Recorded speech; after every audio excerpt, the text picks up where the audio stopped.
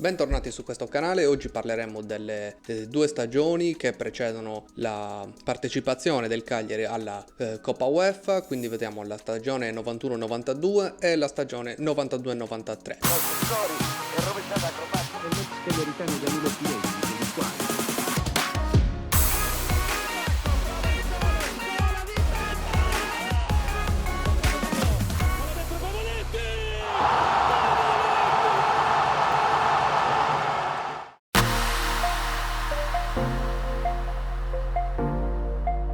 Come di consueto iniziamo a fare la nostra piccola panoramica sulla situazione della Serie A, quindi intanto il Milan saluta Arrigo Sacchi che va a sedersi sulla panchina della Nazionale e Berlusconi scommette su l'esordiente Fabio Capello, che come colpo principale del mercato avrà il ritorno del promettente Demetrio Albertini. Le squadre di Serie A comunque si attivano sul mercato in seguito alla vittoria del campionato precedente dell'outsider Sampdoria. La Juventus, dopo l'esperienza con Maifredi e Montezemolo, lascia la dirigenza del club a Boniperti e richiama in panchina Giovanni Trapattoni, e sul mercato acquisterà nella sessione autunnale, quindi a novembre, Antonio Conte, mentre nella sessione estiva acquisterà Kohler, Peruzzi e Carrera. Come abbiamo visto già nell'ultimo video, al Napoli, sulla panchina del Napoli si siede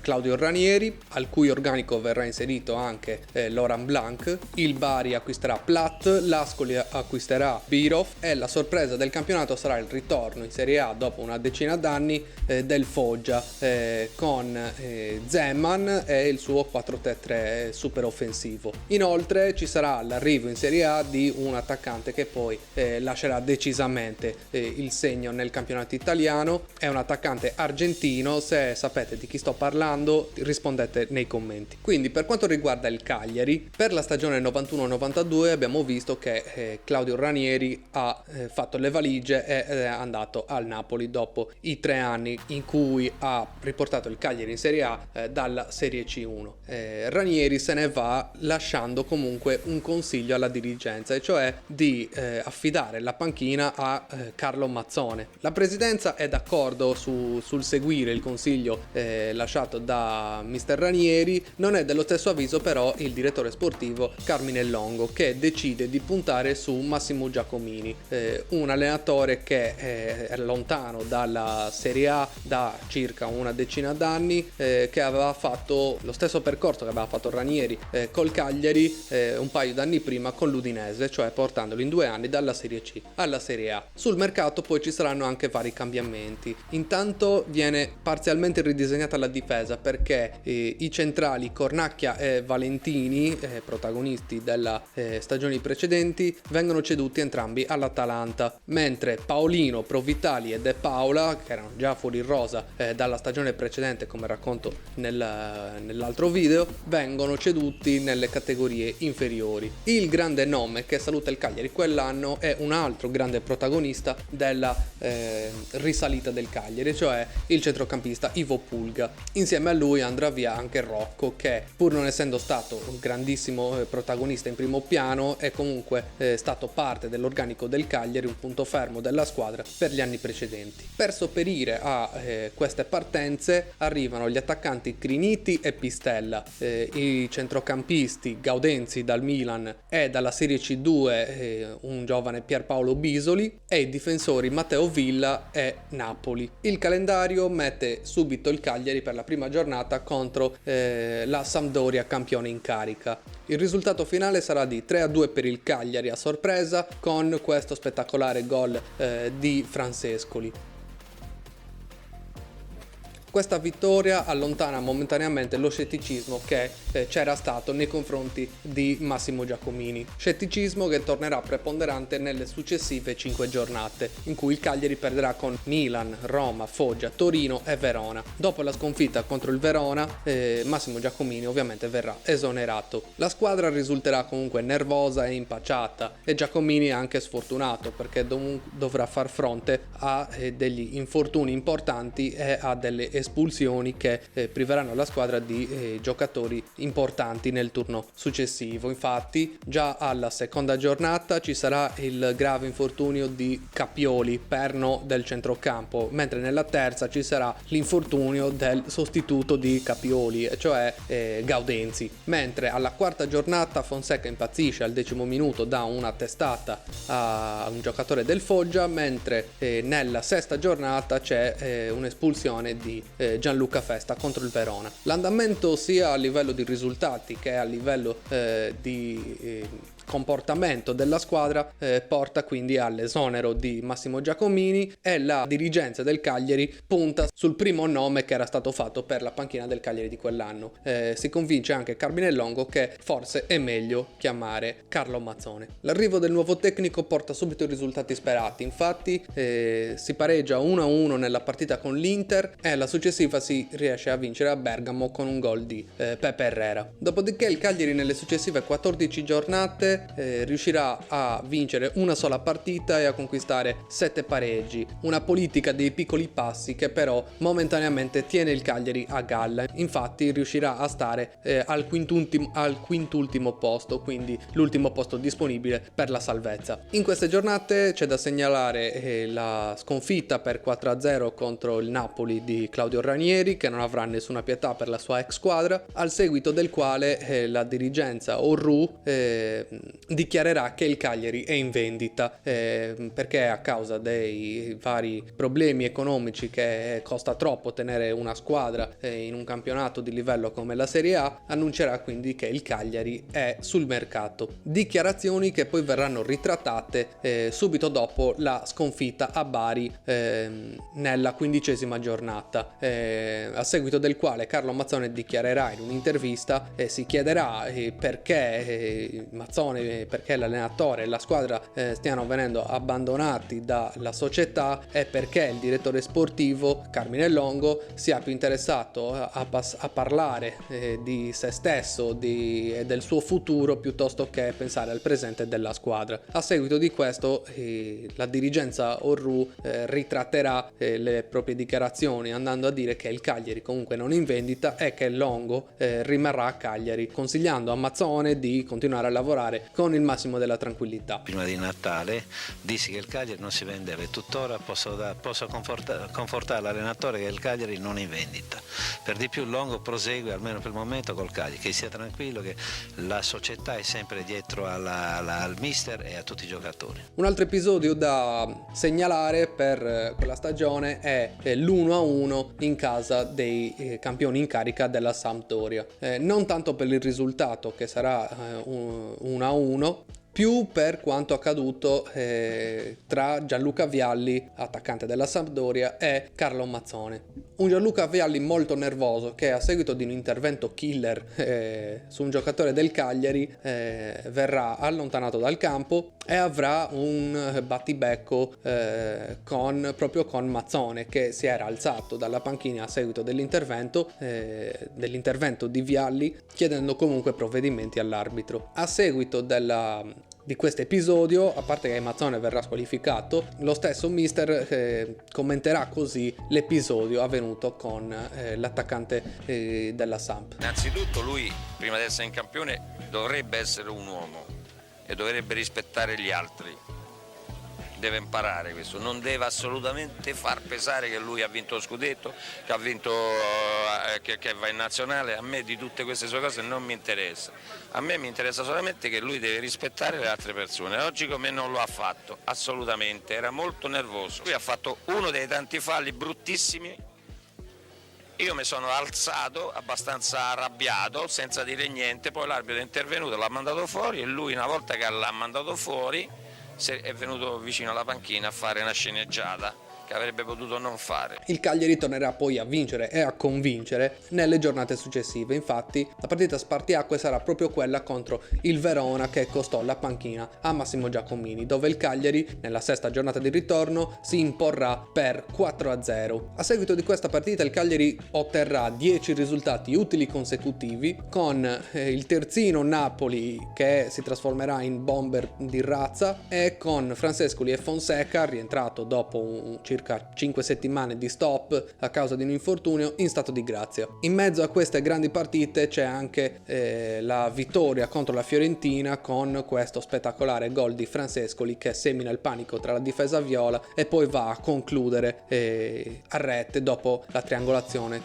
proprio con Napoli. L'ipoteca decisiva sulla salvezza il Cagliari quell'anno la metterà dopo la vittoria per 3-1 ad Ascoli, che porterà la squadra a +5 sulla quart'ultima posizione e quindi ha una quasi certa salvezza. I 10 risultati utili consecutivi si interromperanno all'ultima giornata di campionato, quando sarà ospite a Cagliari la Lazio, a cui Mazzone farà un favore all'allenatore Dino Zoff, che si giocava la conferma proprio in quella partita a Cagliari. I risultati della Serie A 91-92 saranno il Milan, che vincerà lo scudetto da imbattuta con Marco Van Basten capocannoniere, la Samp, che riuscirà ad arrivare in finale di Champions League, non riuscendo però a qualificarsi per le coppe europee per l'anno successivo, perdendo contro il Barcellona guidato da Cruyff, con in campo Pep Guardiola, Stoichkov e Laudrup, perdendo solo ai tempi supplementari con un gol di Koeman al 112° minuto. Non sarà un anno fortunato per le squadre nelle coppe europee, come abbiamo visto, anche perché la Roma uscirà ai quarti di finale nella Coppa delle Coppe, l'Inter a sorpresa uscirà al primo turno contro il Boavista in Coppa UEFA, idem il Parma contro il CSKA di Sofia, mentre avranno più fortuna Genoa e Torino, che arriveranno rispettivamente in semifinale e in finale, perdendo però entrambe con l'Ajax. Particolare la sconfitta del Torino in finale di Coppa UEFA contro l'Ajax, che perderà solo in virtù dei gol segnati in trasferta dalla squadra olandese, nonostante i 2 pareggi ottenuti nella doppia finale, 2-2 a Torino e 0-0 ad Amsterdam. Quindi il Cagliari si salva e a pochi giorni dopo la fine del campionato arriva la notizia che il Cagliari è passato di proprietà. Gli Orru, dopo 5 stagioni in cui hanno portato il Cagliari dal rischio di scendere in Serie C2 fino ad essere una realtà affermata della Serie A, decidono di lasciare perché comunque le spese iniziano a essere troppe, e decidono di farlo proprio nell'anno in cui c'è la decisione di vendere Daniel Fonseca, che anche nell'ultimo campionato è stato determinante. Da quanto poi è emerso successivamente, pare che il nuovo l'acquirente della società, stesse già muovendo alcune operazioni all'interno del Cagliari durante la dirigenza degli Orru. Il nuovo proprietario sarà Massimo Cellino, imprenditore 35enne nella industria del grano, la cui famiglia comunque è proprietaria del polo commerciale della pasta di Sardegna, della Simec e altre società affiliate, aiutato dal presidente del Napoli Ferlaino, riuscendo a battere la concorrenza di Percassi, che è l'attuale presidente dell'Atalanta. L'acquisto della società avverrà per un valore di circa 15 miliardi di lire, a cui poi andranno aggiunti comunque i 14 miliardi dell'operazione, 14-16 miliardi dell'operazione Fonseca, che andrà al Napoli. Ferlaino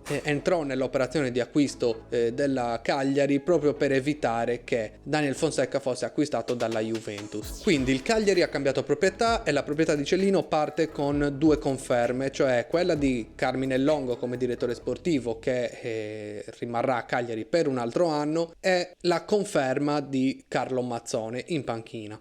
La Serie A invece 92-93 si apre con l'introduzione della regola del retropassaggio al portiere, in seguito a quanto successo nelle partite del mondiale del 90 già tra Irlanda ed Egitto, che comunque si utilizzava molto il retropassaggio al portiere come perdita di tempo, e in seguito proprio alla finale dell'Europeo del 1992 vinto dall'outsider Danimarca, in cui il portiere Peter Schmeichel tenne il pallone in mano per ben 6 minuti di gioco. Quindi, per ovviare a questa perdita di tempo, che comunque toglieva tempo effettivo di gioco alle partite, venne introdotta la regola del retropassaggio al portiere. Inoltre venne aperto un quarto slot per l'acquisto l'acquisto di stranieri, a patto che comunque nella distinta consegnata all'arbitri per partita gli stranieri fossero sempre 3, quindi 3 stranieri tra campo e panchina, ma 4 disponibili da inserire nella rosa dei giocatori. Per questa stagione il Milan si rafforzerà con il pallone d'oro Papen, Savicevic, come già avevo detto nell'episodio precedente mentre raccontavo le vicende di Stella Rossa Milan, e Gigi Lentini dal Torino. La Juventus acquista il bomber Gianluca Vialli dalla Sampdoria, Platt, Moller, Dino Baggio e Ravanelli. L'Inter, la Fiorentina e la Lazio pescano dal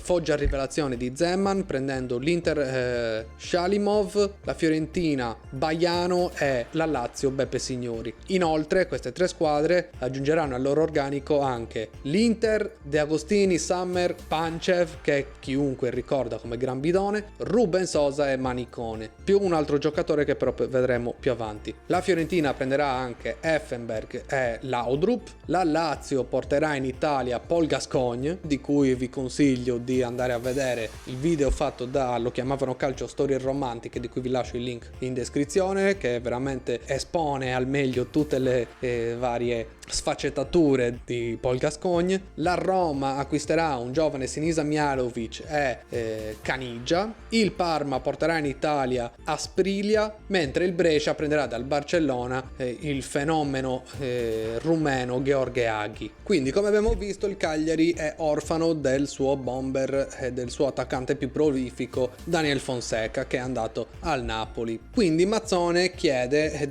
che venga acquistato un attaccante di livello e chiede Totò Schillaci. Cellino subito prende il primo volo per andare a Torino e chiedere Totò Schillaci alla Juventus a Boniperti. Boniperti dà anche il suo benestare all'operazione. Il problema è che Schillaci ha ricevuto offerta anche dall'Inter e sceglie di andare con i nerazzurri. Quindi per tenere tranquilla la piazza serve comunque che arrivi un attaccante con un nome che sia abbastanza noto da dare in pasto comunque ai tifosi, e per questo motivo arriva Bresciani dal Torino, ma il vero colpo del mercato, che si rivelerà poi successivamente, il vero sostituto di Fonseca, sarà Luis Oliveira, attaccante belga brasiliano in arrivo dall'Anderlecht. Per rafforzare la squadra poi arriveranno anche un giovanissimo Giuseppe Pancaro, l'operaio del centrocampo Sanna, Francesco Moriero e il ritorno di Vittorio Pugedu, che, come abbiamo visto qualche video fa quando parlavo del decennio del Cagliari delle retrocessioni, avevamo visto che era stato venduto al Torino per fare cassa e sopravvivere alla retrocessione della squadra e ai gravi deficit finanziari in cui si trovava in quel momento la squadra. Inoltre arriverà anche il quarto straniero a Cagliari, che sarà Marcelo Teixeira, che diciamo che si ricorda solo per il nome, ma di presenze non ne fece neanche una, anche perché Mazzone, come lo vide, gli prenotò tranquillamente un seggiolino in tribuna. La campagna acquisti della nuova dirigenza ha conquistato la tifoseria del Cagliari. Infatti alla prima giornata va in scena al Sant'Elia Cagliari-Juventus ed è un tutto esaurito per una partita che poi riusciremo a bloccare sullo 0-0.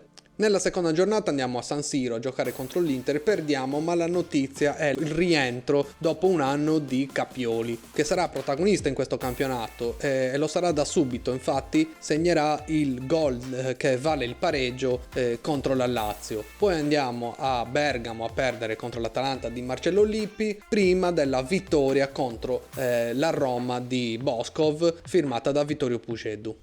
La successiva sconfitta poi con la Sampdoria di Eriksson ci catapulterà al terzultimo posto a pari punti con il Napoli, che sta deludendo tantissimo in quel campionato, ma da lì il Cagliari comunque riesce a riprendersi.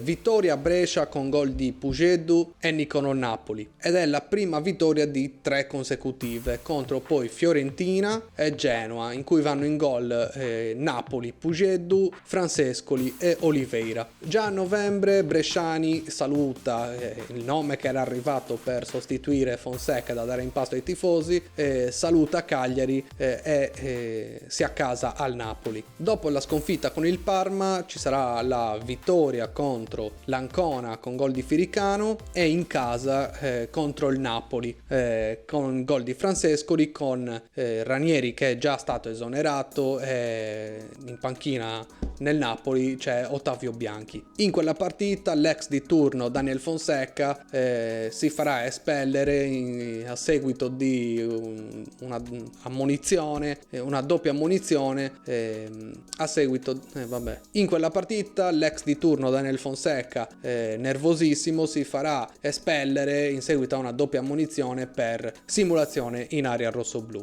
A seguito di questi risultati il Cagliari si trova terzo in classifica a -1 dall'Inter, che insegue i cugini del Milan che sono in testa al campionato. Come ogni stagione però per il Cagliari arriva la consueta crisi invernale, infatti nelle successive 7 partite il Cagliari riesce a totalizzare solo 5 punti. L'ultima di queste 7 partite è il pareggio per 0-0 contro l'Inter, che comunque dà fiducia di nuovo alla squadra, che riuscirà a vincere la partita successiva con l'Atalanta per 2-1, a pareggiare con la Roma prima di incappare in un'altra sconfitta contro la Samp di Eriksson. Per le successive 6 giornate sono 3 sconfitte in trasferta e 3 vittorie in casa. Le sconfitte in trasferta sono con Fiorentina, Parma e il Napoli. La sconfitta con il Napoli arriverà con un gol all'80° di Gianfranco Zola, mentre le 3 vittorie interne saranno contro Brescia, Genoa e Ancona. In queste 3 partite interne il Cagliari riuscirà a mettere a segno 9 reti, 3 in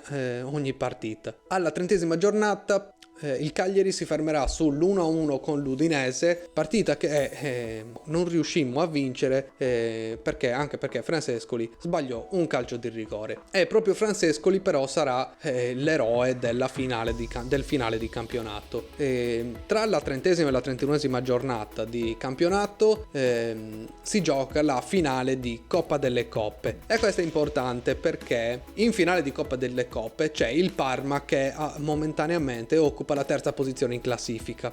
Ora, se il Parma vincesse la Coppa delle Coppe sarebbe ammessa alla Coppa delle Coppe per l'anno successivo e dovendo disputare la Coppa delle Coppe non potrebbe disputare la Coppa UEFA, e quindi occupando la terza posizione in classifica libererebbe uno slot per accedere alla Coppa UEFA, ed è proprio quello che succede perché il Parma vince la finale di Coppa delle Coppe contro l'Anversa, aprendo così l'altro slot per l'accesso alla Coppa UEFA dell'anno successivo, e il Cagliari non si lascia sfuggire questa occasione. Infatti nella 31ª giornata il Cagliari va a Torino e vince con un sonoro 5-0 con Francescoli protagonista assoluto. Nelle 2 partite successive si pareggia contro il Milan e contro il Foggia per poi consolidare definitivamente la qualificazione alla Coppa UEFA vincendo all'ultima giornata per 4-0 contro il Pescara di Galeone, che sarà protagonista nella seconda giornata di campionato, tornando un attimo indietro,